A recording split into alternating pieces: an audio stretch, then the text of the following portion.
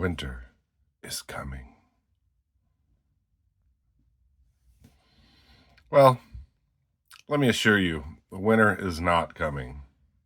No, it's not. It's actually going. That's right. I'm a little late on this one, but it was just recently released a few weeks ago, and I picked it up. It's a Rough Ryder Winterbone RR2556. They call it the Dragon Wing, and I do not see Dragon Wing anywhere on this box. But that's what they call it.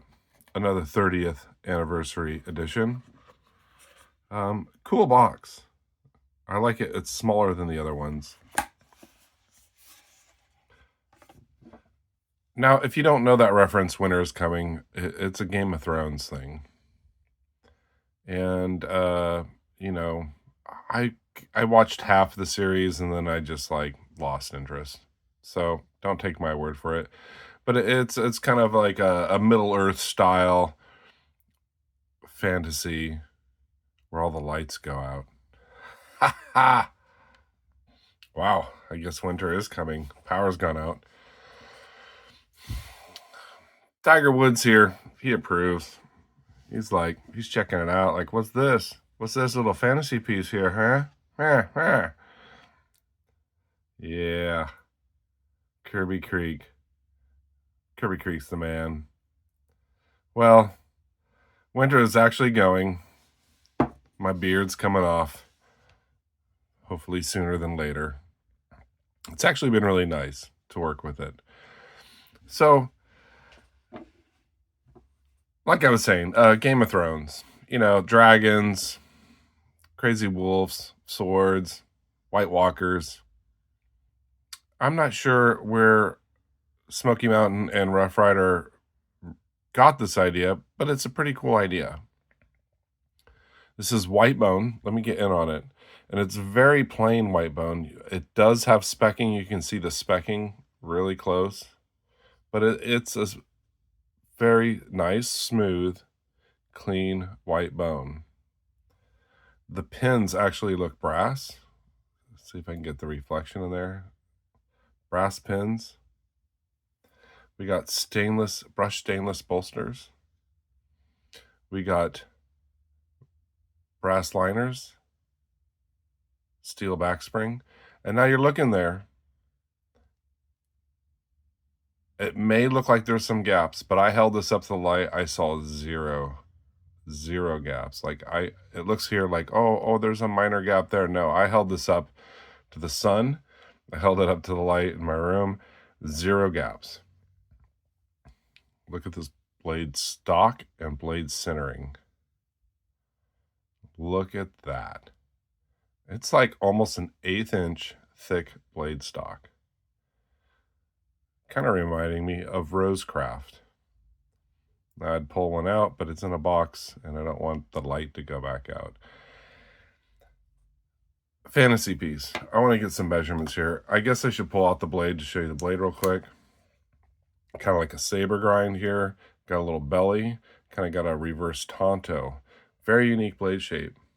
Very unique handle shape. How it sways back here. But not like your stereotypical sway back. It's very interesting. And this one I saw, and they have a few other ones. They have a lock back with a little bit different blade shape. These are all white bone.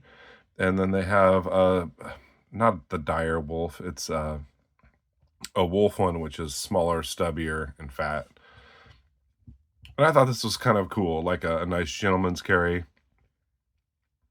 Almost a Barlow-esque with the huge bolster here, but not quite. Got a half stop, nice snap. So I want to get some measurements here. We got like 3 3/4 inches closed. You know, I have a measuring board, but it's getting covered in stickers right now. So I'm happy with this measuring tape I got from J.O. Ventures. Thank you very much, John. 3-inch blade with 2 3/4 inch cutting length. So I've had it for a few weeks, and I've taken it to work a few times. And it is thick blade stock. So this is a worker. I got 0 left to right blade play.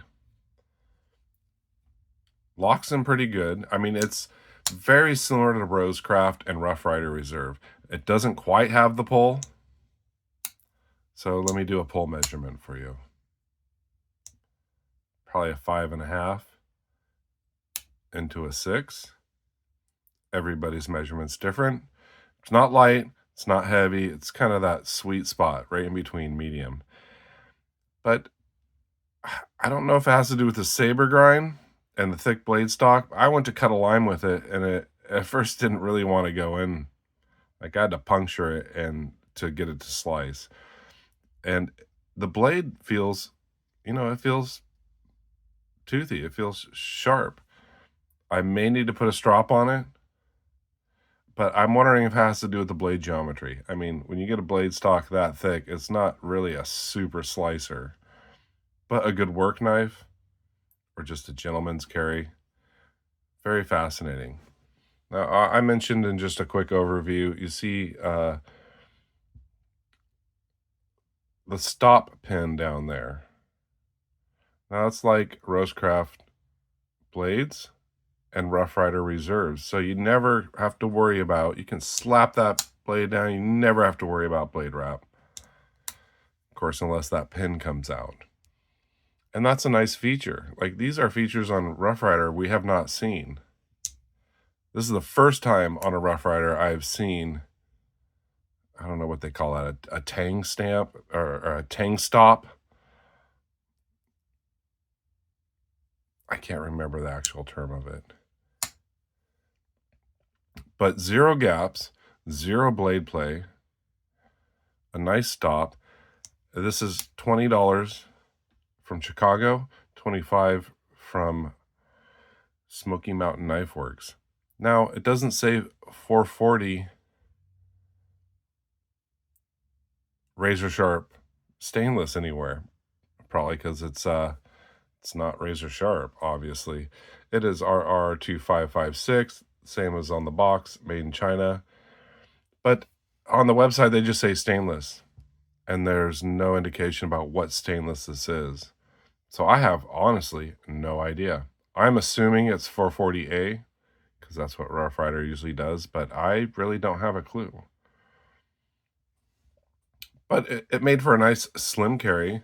It's a good size in the hand. You can get good 4 fingers on it. It's thin. It's unique. I don't think Andy Armstrong designed this, but I'm not going to say that because maybe he did. This could be some newer designer,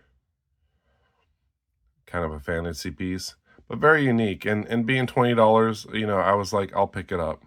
I'm a big fan of white bone. You can dye white bone any color you want.